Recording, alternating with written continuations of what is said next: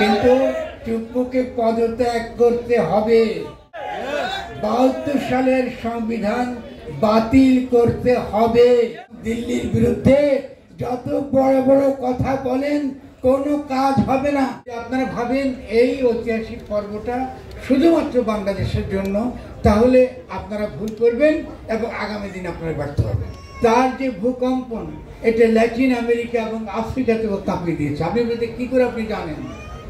কারণ হলো আজকে যদি আপনি ট্রাম্প এই যে জিতলো একটু আগে, এই কিছুদিন আগে মার্কিন যুক্তরাষ্ট্রে তার অভিষেক হলো, এবং তার আসার পরে তার যে কথাবার্তা, কিছু মিলিয়নারের পক্ষে যে নতুন দুনিয়া তারা তৈরি করছে সমস্ত পৃথিবী ব্যাপী, এটা যে পুরনো ব্রিটিশ কলোনিয়ালিজমের যে এটা একটা ধারাবাহিকতা, তার বিপরীতে যদি আপনারা আপনাদের বিপক্ষে 5ই আগস্টকে বিচার করেন, আপনারা একটা অসাধারণ কাজ করেছেন। এটা বিশ্বের জনগণের কাছে একটা নতুন ধরনের বার্তা। ফলে নতুন যে দল আপনারা করছেন, সে দল করবার আগে আপনাদের এই বাস্তবতাটুকু, আপনারা কারা, আপনারা কোথা থেকে এসেছেন, কি প্রেরণা আপনাদেরকে উদ্বুদ্ধ করেছে। এবং আজকে যখন আলোচনা করছিলেন যে আপনারা ফ্যাসিবাদের বিলোপ কথাটা যখন আলোচনা করছিলেন, আমার মনে আছে যে 3 তারিখ আগের রাত্রে, তার আগের 2-3 দিন রাত্রে থেকে একটা বড় ধরনের একটা উদ্যোগ ছিল এই কথাটা আপনাদের দিকে বলানো যে আপনারা শুধু একজন ব্যক্তির পদত্যাগ চান, আপনাকে শেখ হাসিনার পদত্যাগ চান। আমি জানি যে আজকে যে নাহিদ এখানে উপস্থিত থাকতেন, তিনি স্বীকার করতেন যে তার আগের দিন রাত্রে আমাকে বলতে হয়েছে যে ফ্যাসিবাদ শুধুমাত্র এটা মতাদর্শ নয়, এটা একই সঙ্গে একটা রাষ্ট্র ব্যবস্থা এবং একই সঙ্গে এটা একটা ফ্যাসিস্ট শক্তি। এই তিনটাকে আলাদা করে আপনাদেরকে লড়াই, আগামী দিনে রণনীতি এবং রণকৌশল আপনাদেরকে প্রণয়ন করতে হবে। সেক্ষেত্রে আমার ধারণা আপনারা এই বিষয়গুলো নিয়ে যথেষ্ট পরিমাণ ভাবেন না এখনো, যেটা আপনাদের জন্য আগামী দিনে বিপদের কারণ হতে পারে। গণক্ষমতা কাকে বলে এটা আপনাকে বুঝতে হবে। জনগণই ক্ষমতার সমস্ত কিছু অধিকারী।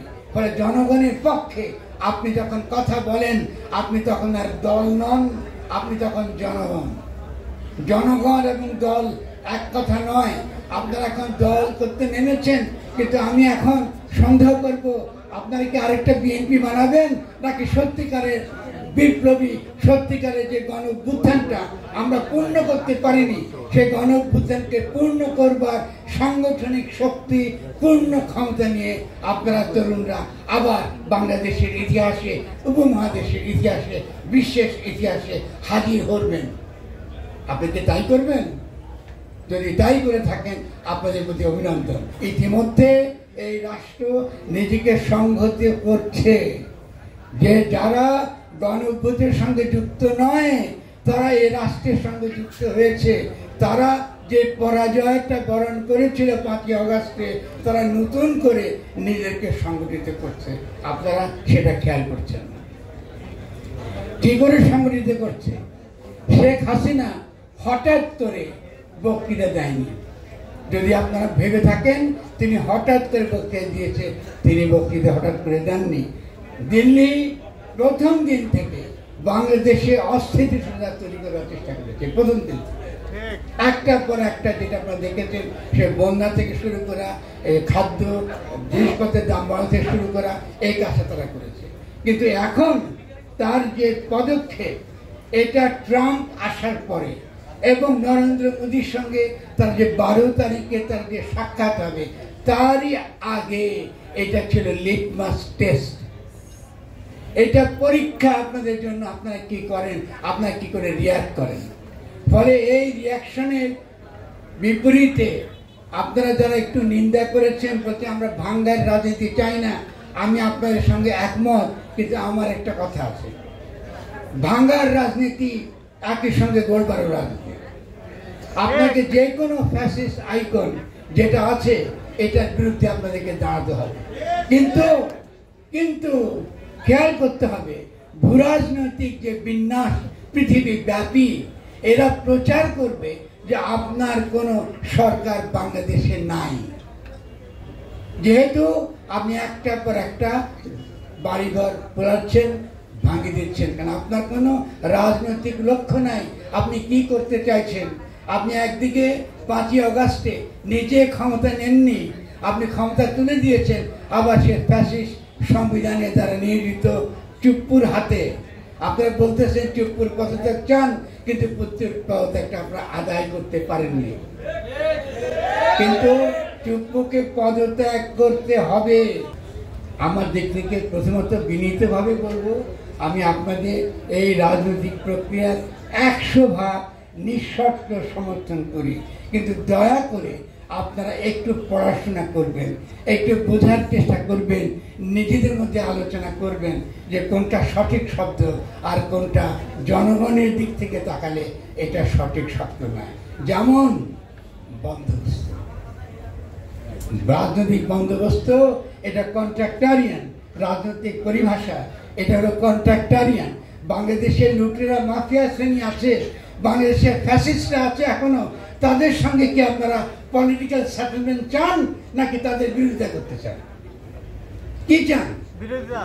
তা বিরোধিতা করে বন্দোবস্ত কিসের আছে?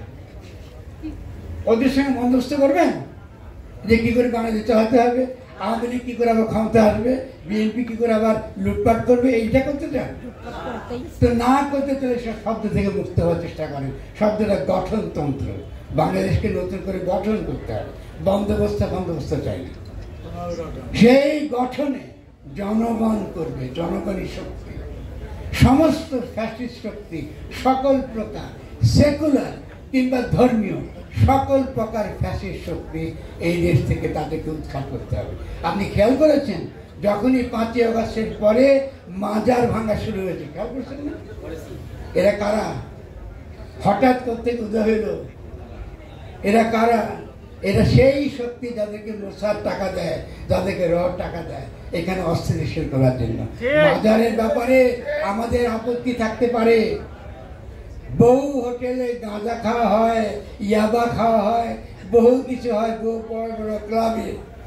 ওদেরকে কিছু করতে পারেন না, ধরে ধরে গরিবদের মাজার ভাঙবেন, এটা বোঝার মতো বুদ্ধি আমাদের থাকা উচিত, আপনাদের থাকা উচিত। কিন্তু আপনাদের তরফ থেকে আমরা বড় কোনো প্রতিবাদ দেখি নাই।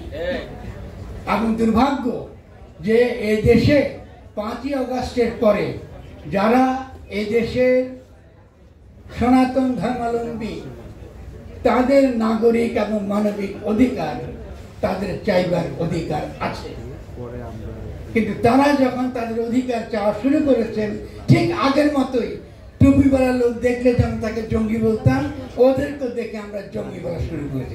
এটা কি ঠিকঠাক হয়েছে? তাদেরকে ধরে ধরে বলছে তারা সব দিল্লির এজেন্ট। আপনাদেরকে বলা হয়েছে কিন্তু বিদেশি এজেন্ট, আপনারা ইসলামী জঙ্গি। এই যে ভাষা থেকে আপনারা মুক্ত হন নাই, যে যাকে তাকে ট্যাগ দেওয়া। কিন্তু 5ই আগস্টের পরে রাষ্ট্রদ্রোহিতার মামলা কি করে হতে পারে? এই রাষ্ট্রদ্রোহিতার মামলাতে আপনারা ফেস করবেন। রাষ্ট্রদ্রোহিতার মামলা দেয় কলোনিয়াল আইন, ঔপনিবেশিক আইন। একটা স্বাধীন দেশে যে কোনো নাগরিকের তার কথা বলার, তার সমাবেশের অধিকার আছে, এবং তার সঙ্গে কথা বলে তার যেটা ন্যায্য অধিকার, এটা নিয়ে যে আলাপ আলোচনা, তর্ক বিতর্ক, তার মধ্যে দিয়ে মীমাংসা, এটাকেই বলা হয় গঠনতান্ত্রিক প্রক্রিয়া, এটাকে বলা হয় কনস্টিটিউশনাল প্রসেস। ফলে এটা আপনাদেরকে বুঝতে হবে। যখনই আপনারা এই ব্যাপারগুলোকে পরিষ্কার থাকবেন না, তখন দিল্লির বিরুদ্ধে যত বড় বড় কথা বলেন কোনো কাজ হবে না।